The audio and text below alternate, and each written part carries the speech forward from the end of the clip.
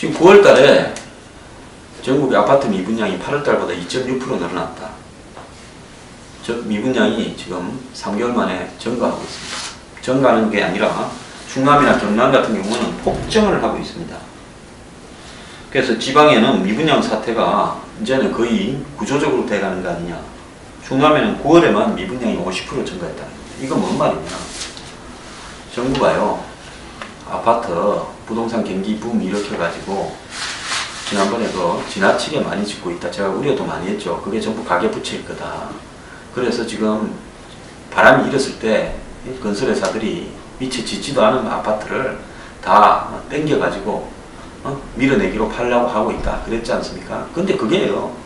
이거 굉장히 우려된다고 이야기했고, 이게 나중에 또 폭락 사태로 번지고 가계부채 어떤 터지는 문제로 될 수 있다고 이야기했는데 벌써요. 얼마 전에 얼마입니까? 평당 6,800만원짜리, 서울에 강남에 4천만원짜리, 강북에도 3천만원짜리가 유행이다라고 바람을 잡아쌌고, 그러더니만 벌써 미분양 사태가 우려된다고 기사들이 여기저기 터져나오고 있습니다. 이건 정확한 겁니다. 지금의 경제 상황에서 빚을 내어서 아파트를 사는 부분이 맞는가? 그리고 현재의 아파트 공격 가격이 정상적인 가격인가? 그리고 건설회사들을, 특히 대기업 건설회사들이 주도하고 있는 아파트 이런 붐에 한마디로 금융기관들이 가세해서 바람을 잡아주는 것이 옳은가? 제가 봤을 때는 현재 한국적인 상황에서 신규로 집을 살 수 있는 여력이 있는 젊은 층들이 편입되지 않는 상황에서 이들로 하여금, 주거가 없는 사람들로 하여금 은행이 빚을 대줘서 집을 사게 하는 부분에서 가격이 올라가지 않으면 오히려 점점 내려갈 건데, 지금 분양 가격이 지나치게 높다는 겁니다. 제가 생각을 할 때 어지간한 거면 평당 1,000만원짜리 아파트면 적합하다고 보는데요.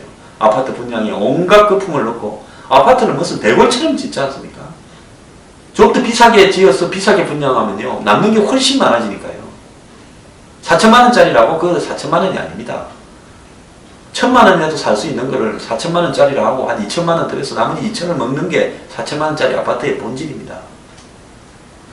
그렇게 올려 제끼니까 또 국민들이 거기에 놀아나가지고 살 수 없는 수준의 사람들, 여력이 안 되는 사람들이 빚 얻어서 전월세난에 쫓기니까 또 정부는 전월세난을 사실상 좀 방치하는 측면도 있습니다. 그래야 집을 사지 하고. 자, 그게 누구를 도와주는 겁니까? 건설업자들, 건설 대기업들 도와준다고 그렇게 벌림판이 경제 활성화에 도움이 되기는커녕 한마디로 빚내서 집 샀다가 이 사람들이 망하면서 은행이 물리는 이런 양상으로 가게 되고 국민의 혈세로 그걸 또 메꾸는 악순환이 될 가능성이 큰데, 지금에라도 이 아파트 정책 재고해야 됩니다.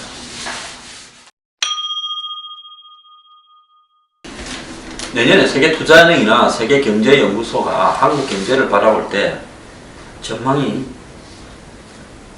굉장히 악화되어 있습니다. 그래서 10월달 집계에서 내년에 한국 경제가 처음에는 3.2라 보다가 지금은 2.9% 정도 성장할 거다, 이렇게 보는데요. 한국만 그런 게 아니라 미국, 유럽, 중국, 일본 다 전망치가 악화되고 있습니다. 이 세계은행이나 투자 관련 연구소들은 항상 그 전망치를 내년에 2016년에는 어떨 건지 이렇게 몇 달마다 한 번씩 발표를 하는데요. 점점 내년이 다가올수록 전망치가 내려가고 있는데요. 그래서 2.9%라고 이 사람들이 보고 있다면 실제 전망은 그것보다도 더 악화될 겁니다. 이 사람들의 전망은 지금 현재의 기준으로 생각하는 건데요. 실제로 지금 올해 2015년 전망치도 2.9%가 안 되고 2% 중초반대로 갈 가능성이 있다는 이야기까지 나오고 있지 않습니까? 그래서 내년에 경제가 어려운 거는 분명한 사실인데요. 이거 현 정권이 잘못해서도 아니고 대통령 탓도 아닌 것이고 구조적인 부분입니다. 자, 이런 저성장을 이제는 기정사실화하고요. 자꾸 성장하겠다고 하면서 거기에 억지로 블랙 프라이데이를 만든다든가 부동산을 막 투자하도록 붐을 일으킨다든가 이렇게 하면 이 악영향이 점점 마취 주사 맞은 것처럼 순간은 버티더라도 더 나빠집니다. 그러니까 이제 저성장이라는 것을요, 국민 앞에 다 알리고, 그 다음에 이런 저성장 시대에서 정책 중점을 어디에 둬서 국민들이 고통을 최소화하는 방향으로 경제정책을 사용할 건가, 이런 문제를 고민해야 될 때라고 봅니다. 그런데 저성장이라고 하고 성장을 않겠다 하면 지지율이 떨어질까봐 그렇게 못하는데요. 지금 야당이 집권해 보세요. 문재인 대표나 박원순 시장이 대통령이 되어 보세요. 뭐 뾰족한 수가 있겠습니까? 지난 정권 탓이라고 할 겁니까? 그래서 누가 와도 방법이 없습니다. 저성장을 솔직히 시인하는 정치인이나 대통령이 필요한 시대입니다.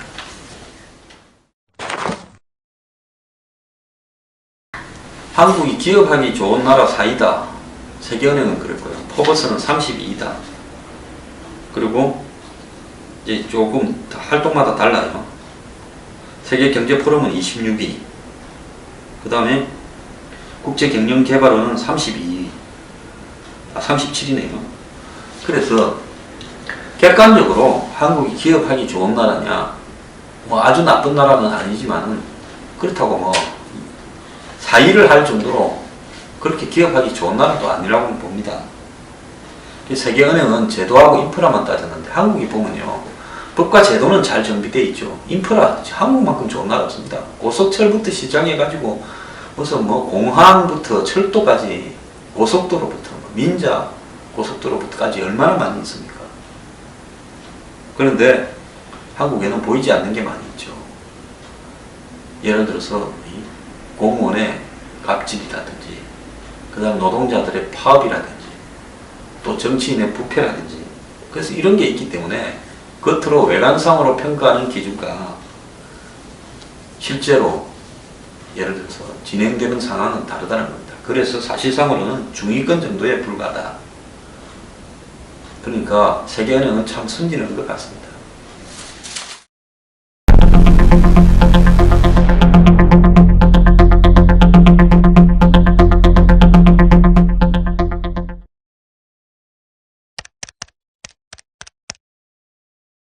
지금 뭐 이 경제 살리기 법안 이런 것들은 지금 언제까지 쌓여있을지 모르는 법안이 몇 개 있습니다. 서비스 산업 발전 기본법, 관광진흥법, 물론 거기에도 몇 가지 문제가 있을 수는 있고 특혜 시비가 있을 수는 있는데요.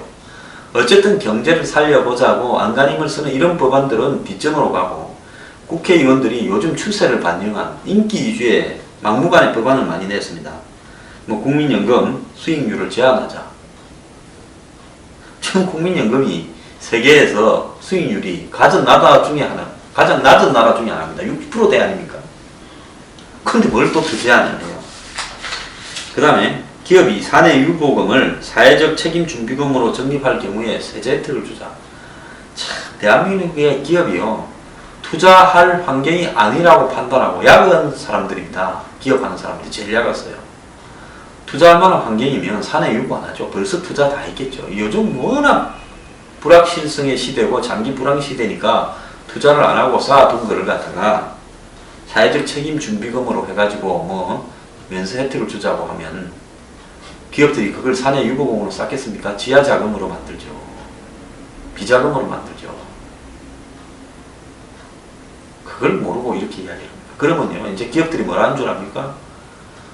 아파트고 무슨 차고 TV를 현금 안 하고 현금으로 갖고 오면 싸게 주겠다는 겁니다. 그래갖고 장부에 안 올리는, 꼬리 안 달린 돈을 만들어서 차곡차곡 오너들이 개인적으로 쌓게 될 겁니다. 그 다음에요, 대기업 등이 해마다 정원의 5% 이상을 청년고용 의무화하자. 그래서 이게 되면 얼마나 좋겠습니까? 이것보다 못한 걸 갖고도 자유시장 경제의 기본에 위배된다. 심지어 저같이 상식적으로 발언하는 사람에 대해서도요, 보수파 내부에서 황장수는 좌파다 그럽니다. 그렇게 말하는 것은 저는 진짜 보수파를 보지 못해서 그런다고 봅니다. 그런 세상인데 이걸 강제해요. 빨갱이 소리 듣고 싶습니까?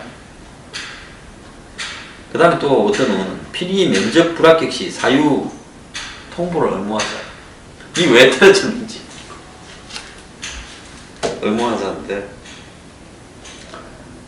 사실 뒷백이 많기 때문에 저는 이런 것들도 좀 필요한가 싶지는 않지만, 생각도 해봤지만 이럴 경우에 소송이 잇따를 수 있기 때문에 좀 위험하다고 생각합니다. 그래서 이런 법안들을 의원들이 나서서 막 하는데요, 지금 국회에 쌓여있는 한마디로 경제발생화 법안부터 처리하고 이런 법안을 이게 옳은지 틀린지 청문회라도 몇 번 해보면서 남 평가도 좀 들어보고 처리하기 바랍니다. 요즘 저유가 시대의 경제학이다 이런 이야기들이 많이 나옵니다. 저유가 시대를 맞았어요. 우리가 생각해오던 기성의 스탠다드가 다 깨지고 뉴노멀, 즉 새로운 표준을 만들어야 되는 시대가 왔다는 겁니다. 자, 유가가 앞으로 어떻게 될 거냐. 저는 유가가 상당히 오랫동안 저유가가 될 거다. 조금 더 올라갈 수는 있겠지만은 45불 뭐 이런 전후로의 유가에서 상당히 굳어져 있을 거 아닌가 이렇게 보고 있습니다. 더 내려갈 수도 있다고 봅니다. 자, 이 원인은 미국의 세일가스 혁명인데요. 세일가스가 지금 2009년에 하루 25만 배럴인데 2012년에 하루 150만 배럴이고 지금은 300만 배럴을 넘어가고 있습니다. 그래서 중동 산유국하고 미국의 세일가스 업체가 겨뤘는데 사우디가 죽이려고 저유가 정책을 썼다가 어느 시점에서 포기를 했죠. 그래서 많은 미국의 세일가스 업체들이 망했지만은 빚도 쌓이고요. 그런데 살아남은 놈도 있습니다.